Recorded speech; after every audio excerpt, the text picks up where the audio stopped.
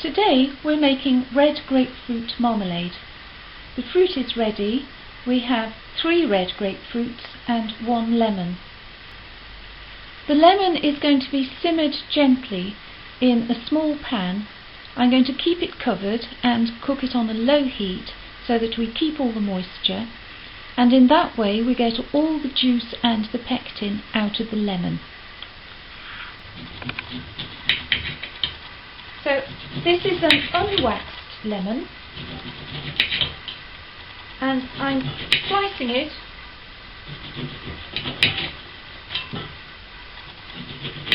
You can see it's got plenty of pips, and all the pips are going to go into the pan with the lemon because the pips contain pectin.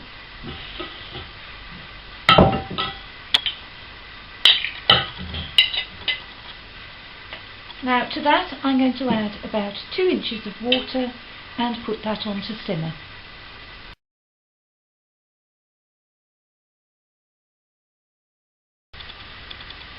Next we need to weigh the grapefruit. When you weigh the grapefruit, you must remember how much it came to, because you need to multiply that figure by 1.5 to get the weight of the sugar you need. So for example, if you have 2 pounds of grapefruit, you will need 3 pounds of sugar. We have 2 pounds 3 ounces of grapefruit, so we will need 3 pounds 4.5 ounces of sugar. Because these are waxed fruit, we need to get the wax off before we cut them, and to do that I'm going to put them in a pan and then pour boiling water over them. Just leave them for a few seconds and then wipe them clean.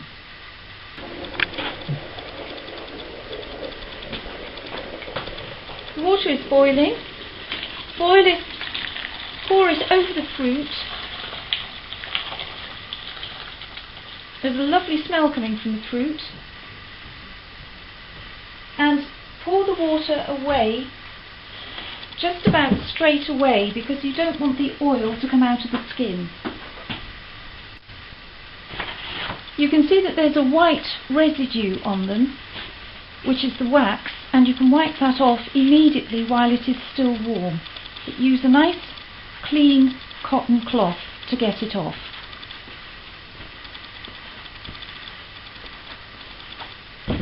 And this one, you can see quite a lot of wax there. Needs to come off straight away.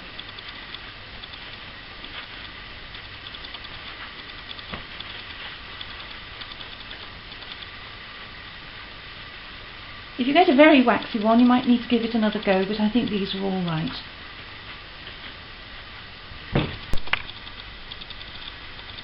Once the grapefruit have been thoroughly cleaned, it's time to slice them up. And what I like to do is cut them into 8. Lovely red flesh there.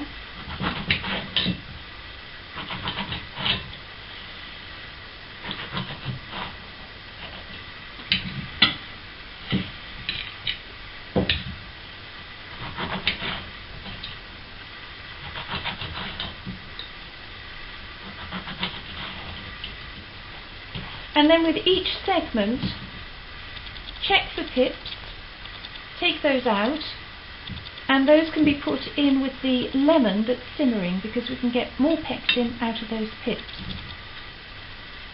Then with each segment, take off the peel,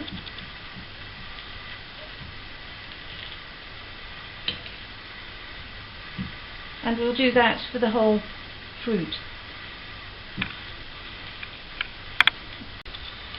When you have skinned all the segments, then you can slice the flesh. It's very soft and it doesn't take long.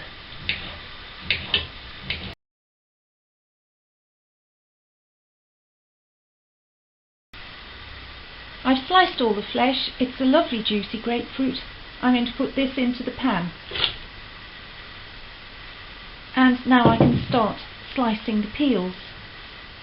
If you can, stack them together and do several at once. And slice them as finely as you possibly can.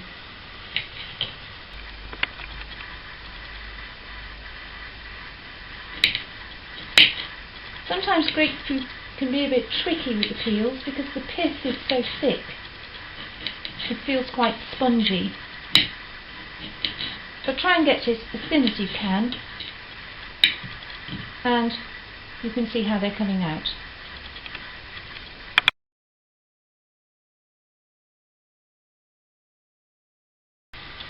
So here's the peel, all nicely sliced, and it's time to put that in the pan.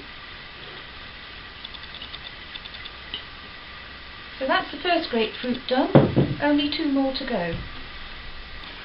All 3 grapefruits are now chopped and the peel sliced, so they're all here in the pan, and the next thing we need to do is to pour over the water from the simmered lemons. Now the lemons have, or rather the lemon, have simmered for over an hour, so we should have plenty of pectin and flavour in that water. Now you'll see in the pan that there isn't quite enough to cover the fruit, so we'll top it up with cold water.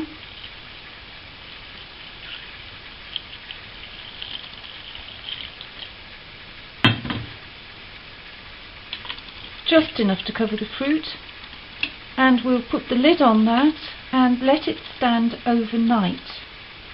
And that means that when you come to simmer it the following day, the pith and the peel will have absorbed a lot of water and will cook a lot more easily. So that's it for today.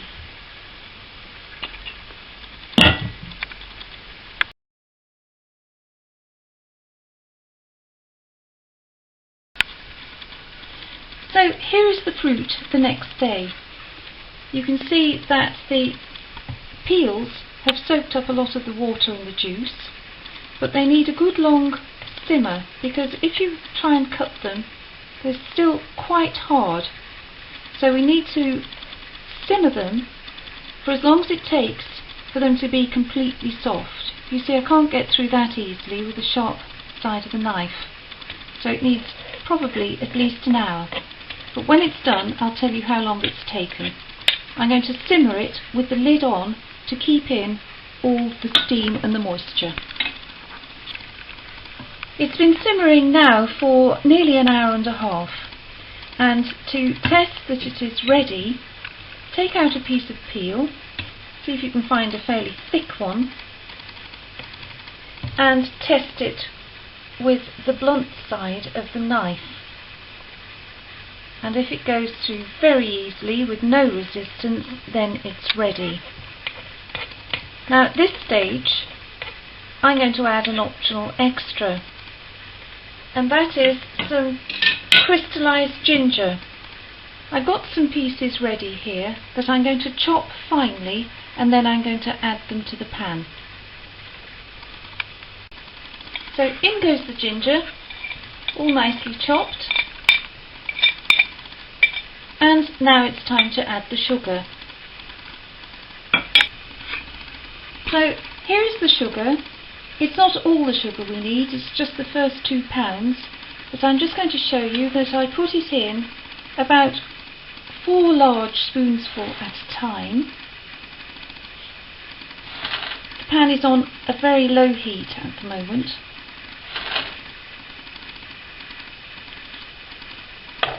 And I will stir this sugar in and wait until it's thoroughly dissolved, until I put in the next 4 spoonsful of sugar.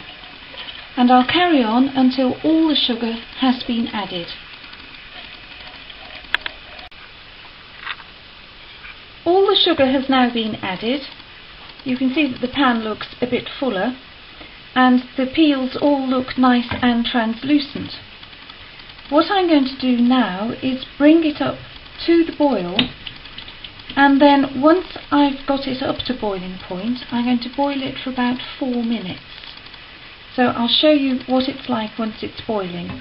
But while we're waiting, I'm going to put a plate into the freezer to cool it, so that when we try and test it for a set, the plate will already be cool and it will speed up the process. So as you can see, it's boiling now. I'll give it 4 or 5 minutes. The reason for not going too long with the boiling is that if you keep the temperature too high for too long a time, is you can actually destroy the pectin. So it's better to do it several times for a short time to get a set. So I'm going to stir it occasionally to make sure it doesn't stick, and carry on until it's time to turn the heat down. To test for a set, when a blob of the marmalade has cooled on the plate, push it with your finger, and if it starts wrinkling up, then it is ready. And you can see that's wrinkling up beautifully.